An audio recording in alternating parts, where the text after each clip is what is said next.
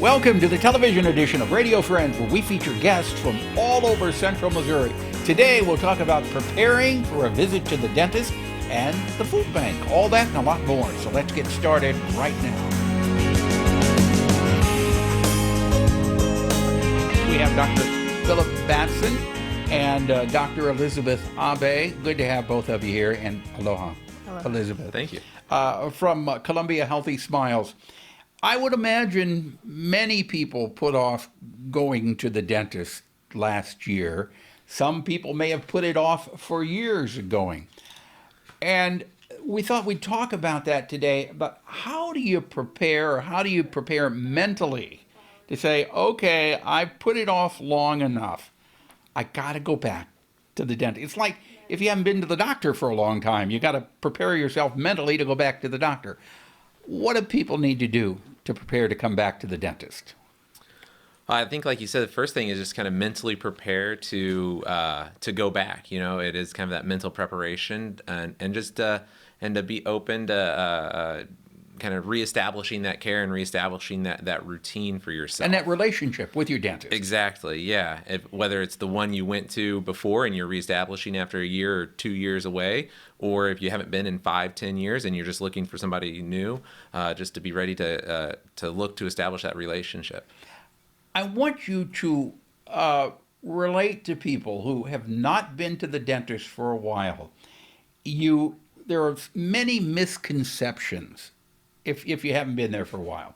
First of all, it can be a very pleasant experience, and most of the time it is a pleasant experience. But some people have some concerns, right? Oh, absolutely. And I think a lot of it is just expectations and what to expect when you come in, if you haven't been in a long time, one thing I would say is maybe don't expect that you will get a cleaning that first visit back. Because if you haven't been in a long time, there could be a lot of things going on that have been left unaddressed for a number of years.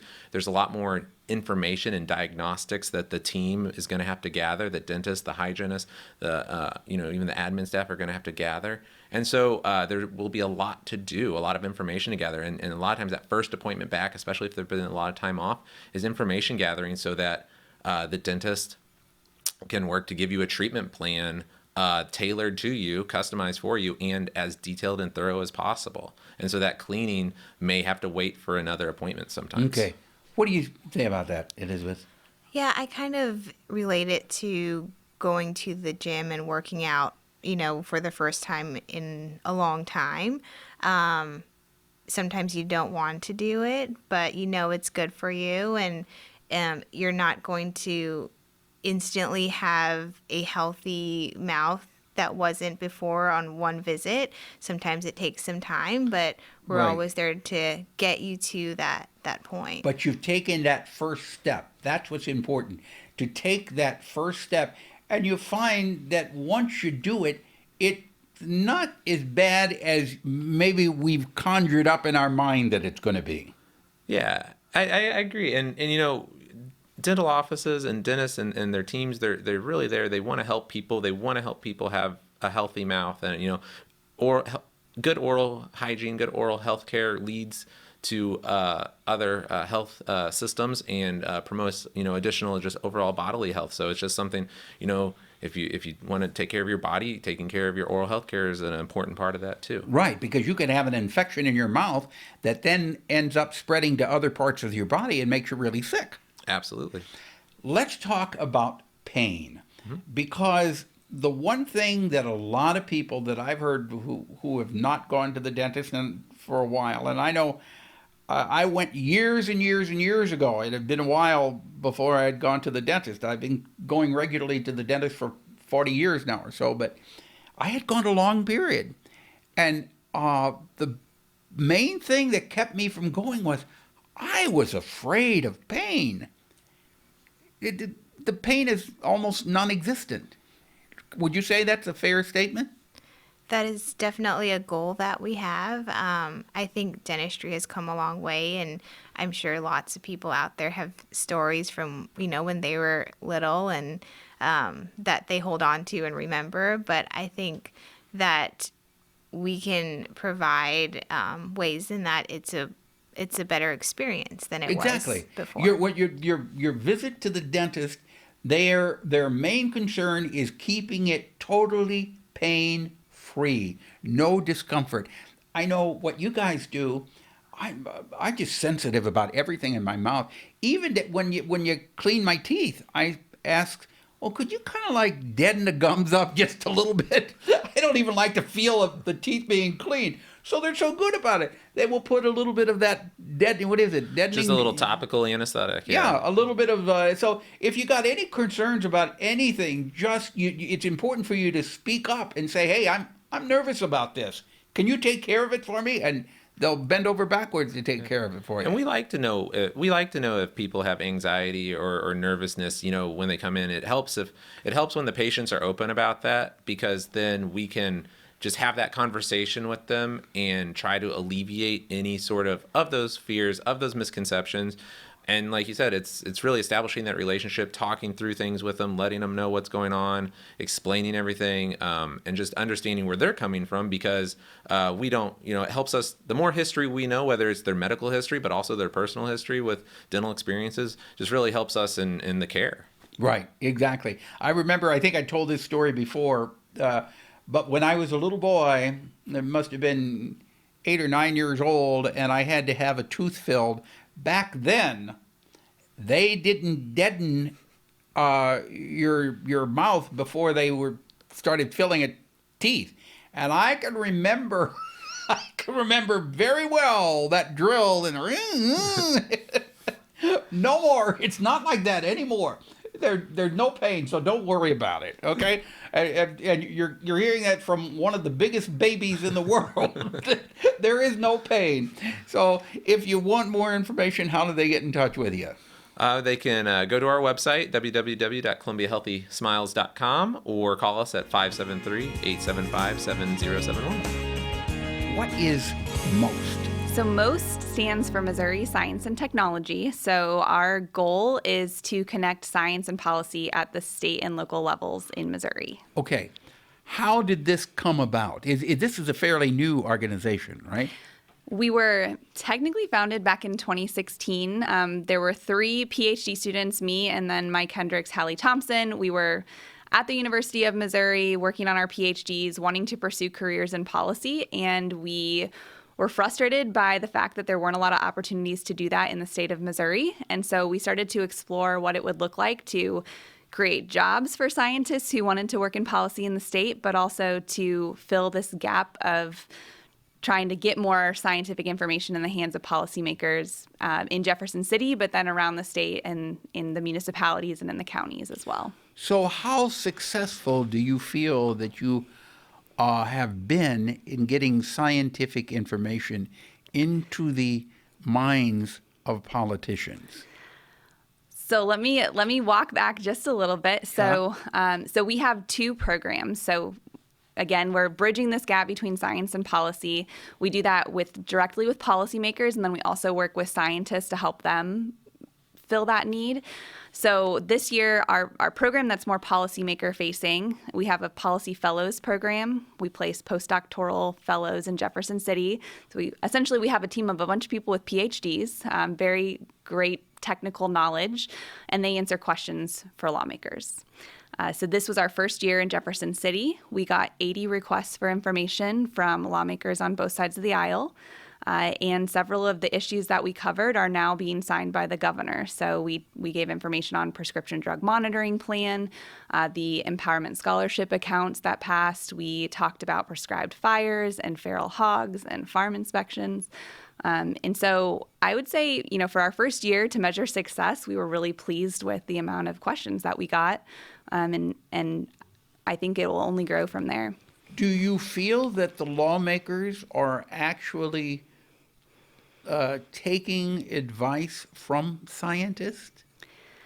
So we're trying to serve a pretty unique goal in that we are almost aggressively nonpartisan. I understand. So we are not, we don't tell them what to do with the information. I understand.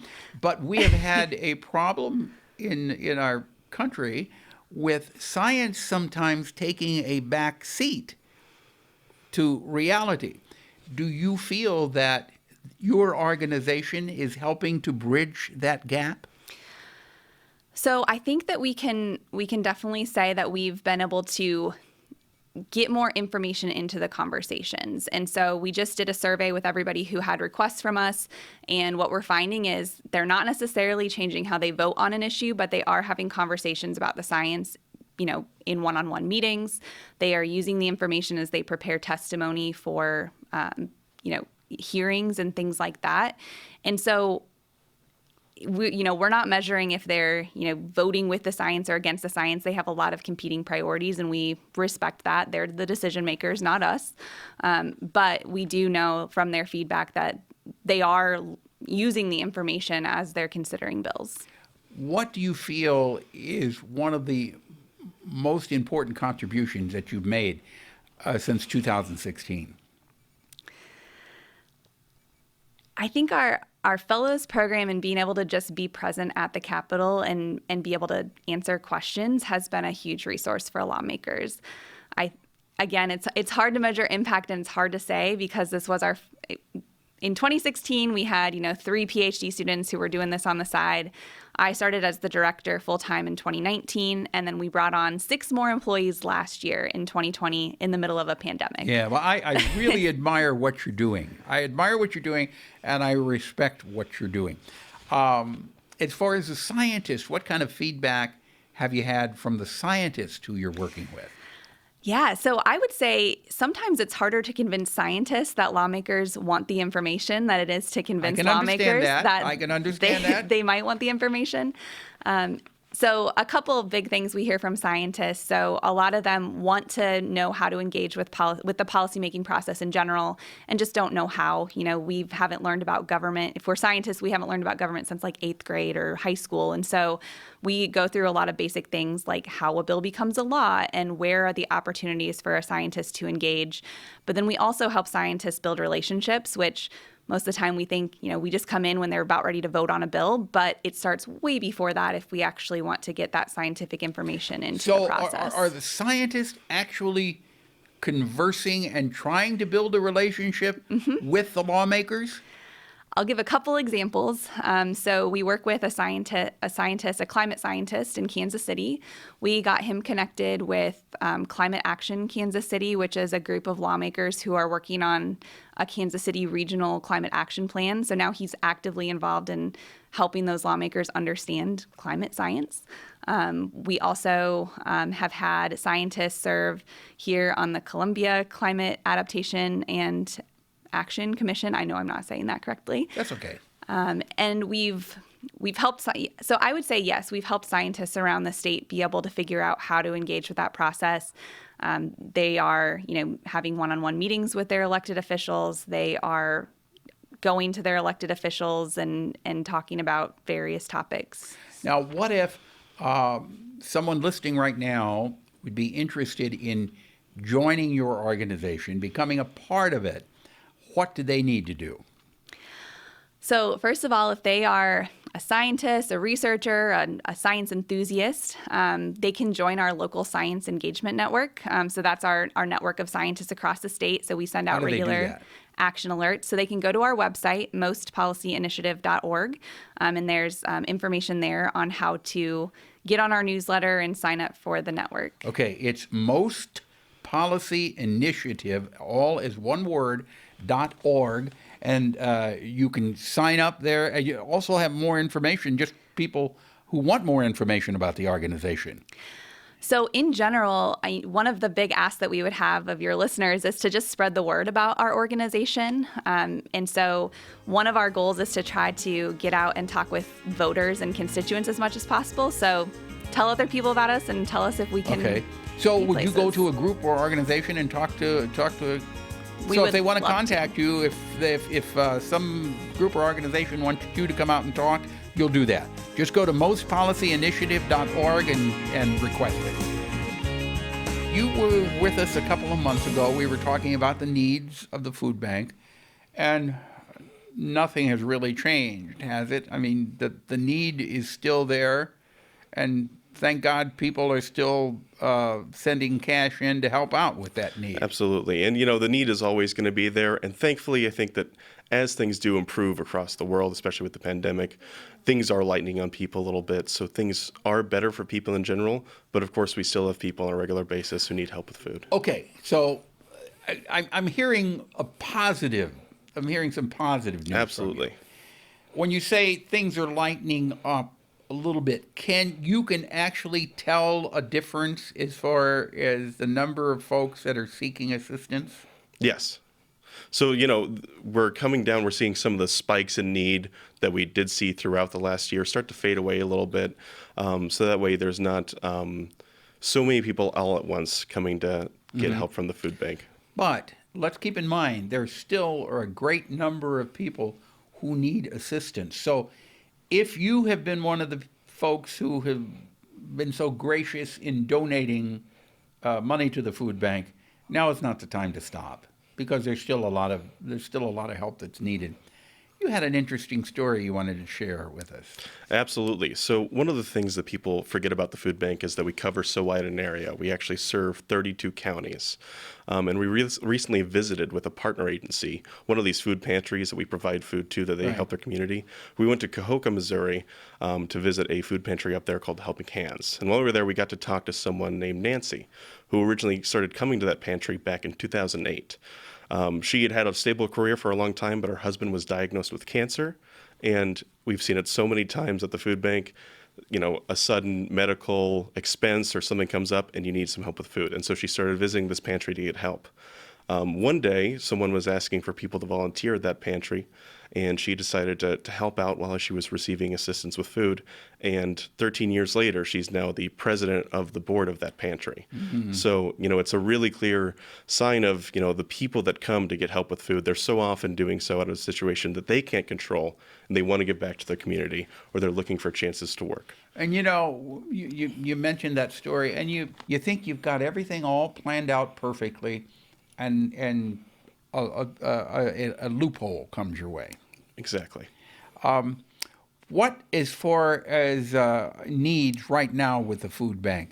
You need money, and you would prefer to have the money if possible. But folks who have a garden, and if you're harvesting from your garden, you will gladly accept vegetables and fruits from the garden, correct? Absolutely. Produce is more valuable than, almost anything else. It really helps us to provide people that are looking for help with food those garden vegetables, anything that you can provide, because that's the nutritious food that people are looking for that can help someone who's food insecure continue to eat healthily even while they're trying to kind of right the ship. Yeah, I try to plant a little extra in the garden and call it the sharing garden, so that I can pick and bring down to the food pantry. And even though I don't bring that much, it just feels good to do that. It feels good to do that. The other thing that you're looking for are for volunteers, right? That's right. And so for much of the last year, we had actually suspended our volunteer program. During the pandemic, we were concerned that we couldn't keep people safe. We weren't sure, like a lot of people weren't sure of what was... Well, how were you operating, though? How were you able to still serve people when you were suspending the volunteers? Through a lot of help through, other parties. So one example is that we actually got a grant that helped us pay for temporary workers. So essentially full-time staff that were with us for several months that we were able to pay through this grant, and they were able to cover up some of that volunteer shortfall. And then the Missouri National Guard actually had some guardsmen who were stationed with us who helped us handle the day-to-day activities, packing boxes of produce, packing up boxes for seniors and veterans, as well as distributing food directly to people. So between those two groups, we were able to cover up a lot of those volunteer hours that we were missing. But, those opportunities, that help doesn't last forever. And so we're really starting to bring back the volunteer program now that we have a better idea of how to do it safely, and we're starting to bring it back in full swing.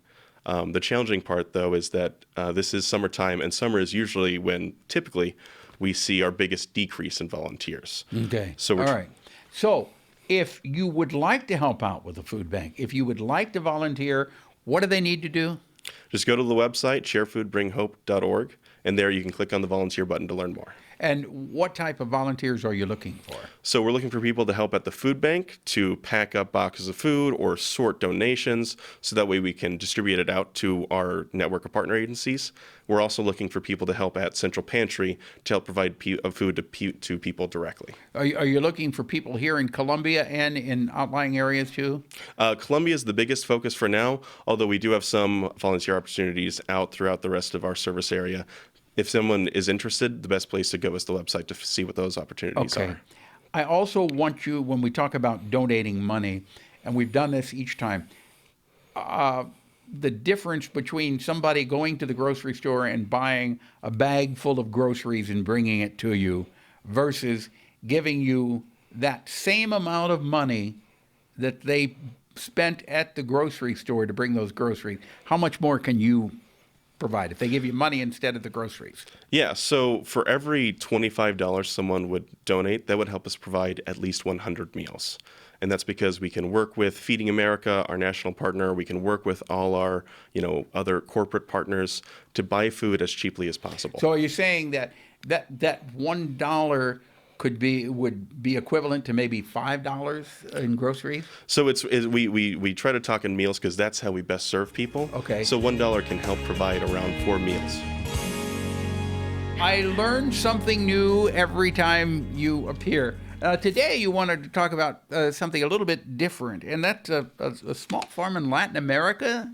Well, not exactly. What I'm going to talk about is a program that we have at Lincoln University, and the idea was, we came from the fact that Finca is the name of a small farm in Latin America. It means in Spanish means a small farm. They are highly diversified. They usually have a main crop, but they are also surrounded by perennial crops because it's just in Latin America everything grows easy. Yeah. We have rain all the time and we have sun all the time. We don't have winters like here.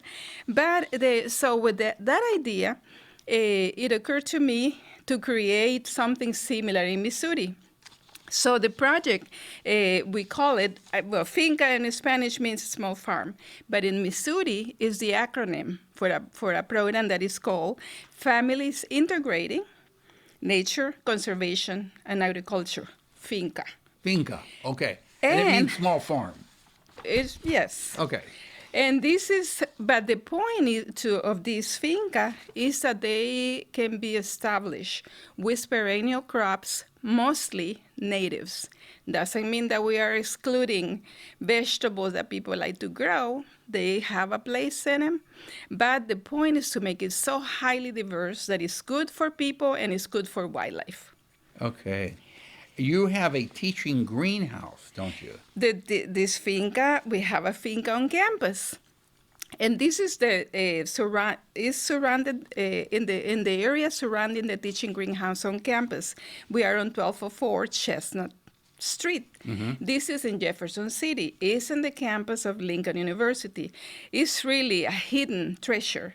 Not too many people know about it. Can people visit the teaching greenhouse? We are actually having like a Finca tour on July 15. Okay. That is sponsored by Grow Native, and people can find if they check in the web grownative.org.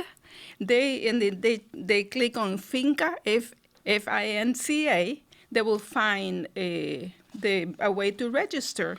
Okay, so that'll be July the 15th. Yes. And they can come and register, and you will show exactly how to grow this farm? Well, it's just what we're going to do is we are going to give a tour of the finca. Okay. And we are going to, as you see, there is for people that are going to watch us in TV, they will see that there is a whole diversity of crops in this farm that are surrounded they're surrounding this teaching greenhouse. The teaching greenhouse is actually like the place where we prepare the plants. We have a nursery where we grow the native plants, but then we plant them all around us. Okay, and they're planted in certain locations to work off of each other to be able to do good for the other plants also? Well, what we do is, this is a demonstration area. For example, we have in the front of the teaching greenhouse, we have some front beds where we have established pawpaw trees just last year. But we do have mature trees in the back, so people can see how they look, how they are in their second year of growth, and also the ones that are already producing.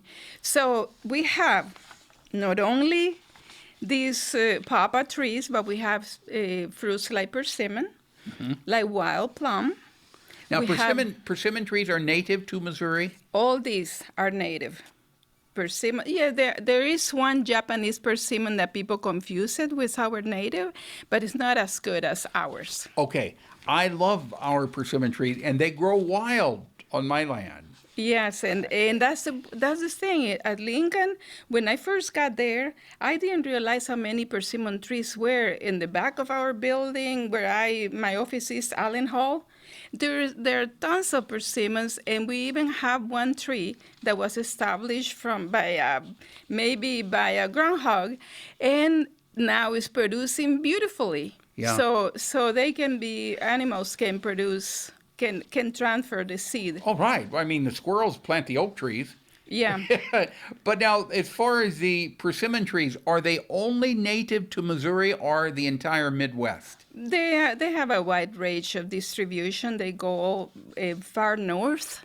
I don't know exactly where their distribution stops, but they can go also south of us. So Yeah. persimmons are not just ours. Okay. They grow in different regions in the States. And in addition to the fruits, we have perennial greens in this area.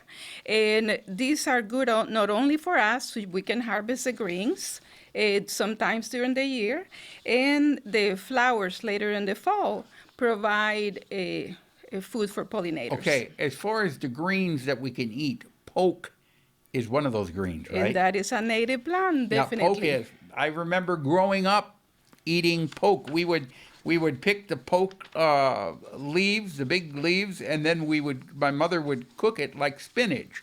Yeah, but you have to be careful. They have to be boiled at least twice, and you have to discard the water because some people might have some stomach ache if they don't do it right. I didn't realize that. So that's what we're going to talk about during a Finca tour. There's not much to talk about all these things here, but it's what we do during the tours. Okay. And in addition to like poke and golden glow, we have aromatic herbs like mountain mint. We usually have so much that we prepare a tea for people when they visit us. And it's a cold drink, and it's really, really refreshing. Yeah. And then we got the little edible flowers, the little violets. I didn't Yes. realize they were edible, and they grow on the forest floor. Yes, and as you see in this photo, the violets are really important for the fritillary. There are some species of fritillary butterfly that feed on the leaves of the violets. So if people feel that they need to mow the violets too much because they prefer grass, think about it. By leaving the violets, you'll be protecting the butterflies. Okay, And you okay. can eat the flowers. Yeah. But the violets grow mainly in the wooded area, don't they? Yeah, That's but where I've seen them. they are pretty adaptable. Yeah. Okay. All right, Nadia. So July 15th, if people want to come down to Lincoln University, they should go to your website to register ahead of time. They should go to talk to me, Native Plants and More, or check grownative.org. Okay. Thank you so much. Thank you. Thanks for the information. We're out of time. Something you'd like to hear or see, drop me an email, pepperp@missouri.edu. Bye-bye.